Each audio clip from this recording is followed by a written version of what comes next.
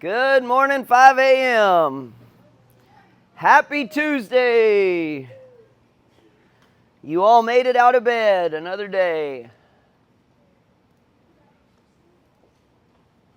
All right, y'all, not much in the way of announcements other than just make sure that you figure out your team, your partner, and you guys start putting your names up on the board. We will start on that new one next Monday. And like I said, this is just kind of a trial run, a little test variation. Workout's going to be relatively normal, but you and your partner are accumulating points. But you need to find your partner, you need to figure out your team name, you need to get your name up on the board. We'll start filling this thing up.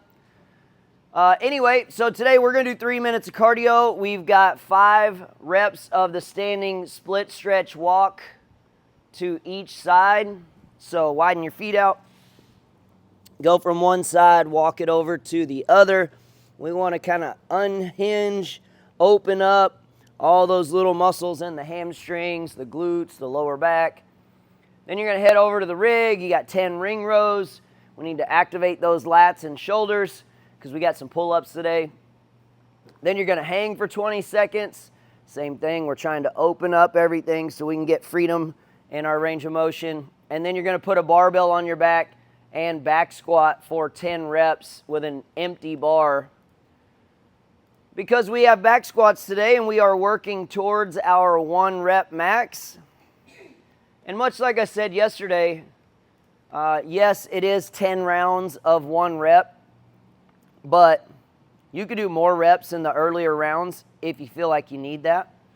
You only have to do 1, but for some people, they need more reps to loosen up their knees, loosen up their ankles, loosen up their hips.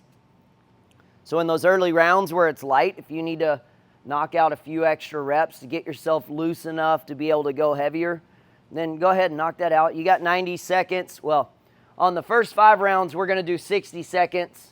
Those rounds aren't that heavy for most people. Then we're going to start building up. And you got 90 seconds per round for the last 5, so you'll have a little bit more rest, a little bit more time to put some weight on there, however you want to attack it.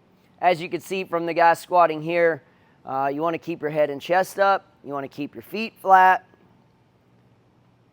That head and chest up is really, really important. That's what helps you to keep all that load into your legs and not your back. Just like we've been talking about for the deadlift, the clean, the snatch. If you're looking at the ground, you are most likely rounding your back. So you keeping your head up and your chest up is a good way to control your spine so that you're in a better position. Notice that his hips just barely come behind his heels when he squats. Most people either have one of 2 faults. They either stick their hips way back, and then they have a hard time hitting depth because you've just loaded your hamstrings so tight that now you can't squat all the way, or they tend to go forward with their knees, and now you've gone so far forward with the knees that you're going to have a hard time generating force and power, not to mention you're putting a ton of friction inside that knee joint, and if you're trying to put heavy load on, it's not the best way to lift. So what's the answer? Be in the middle, right? Keep your feet flat. Think about your heel or your hips coming down just right behind your heels and keeping your feet flat. That's the ideal spot to generate the most power. Keeping your feet flat and trying not to get your hips too far back and trying not to let your knees go too far forward. There is a sweet spot in the middle. So we're just doing 1 rep every round. Like I said, you could do more in the beginning if you need that. But we're working up to recording our heaviest 1 rep. We are going to do all of these again next week for 1 rep, so we'll have another chance to either improve on what we do today or reattempt something that maybe we don't get today. Last little thing on that, if you're going to spot somebody and if you're going to have somebody spot you, you guys are coming up with the weight. You can't dump that weight if there's somebody behind you. I know while we're sitting here talking, that seems super logical. But in the heat of the moment, when you feel like you're about to be crushed to death, people do all kinds of crazy things, right? And they'll just dump a bar and there's somebody standing there. If you're going to spot somebody, get all the way up under their armpits and be ready to pick them up. And if you're the person squatting, you still have to squat. You can't rely on them to pick you and the bar up. They're there to provide you a little bit of assistance so that you can complete the squat. Otherwise, if you're just going to do it without a spotter and you go down and you can't come up, just dump it off your back. That's your safest option. Slow and controlled on the way down is also going to be a good option to keep you balanced and stable.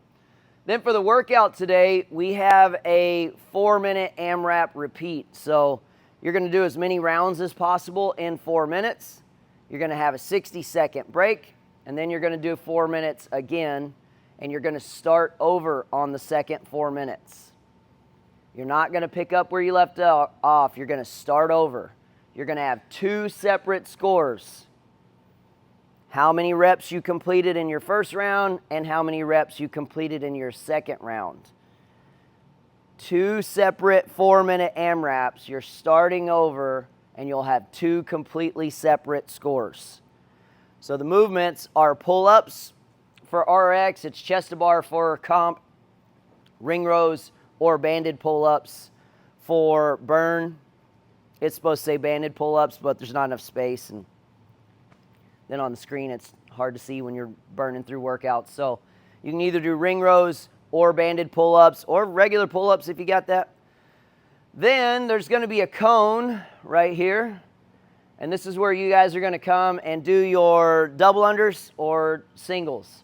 So if you're doing RX, it's 20 double unders. If you're doing comp, it's 30 double unders. I think it's 30.